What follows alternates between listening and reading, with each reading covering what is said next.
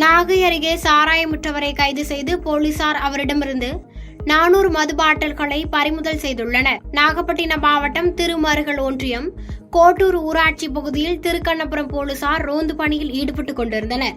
அப்போது மேலப்பாக்கம் தெற்கு தெருவை சேர்ந்தவர் ராஜீவ்காந்தி என்பவர் அந்த பகுதியில் சாராயம் விற்றது தெரிய வந்த நிலையில் போலீசார் சம்பவ இடத்திற்கு சென்று அவரை கைது செய்தனர்.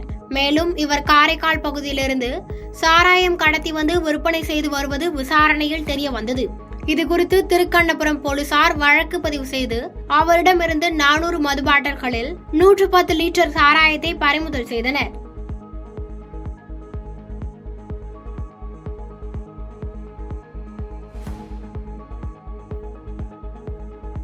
பாதகம் செய்பவரை கண்டால் நாம் பயங்கொள்ளலாகாது பாப்பா, மோதி மிதித்து விடு பாப்பா, அவர் முகத்தில் உமிழ்ந்து விடு பாப்பா.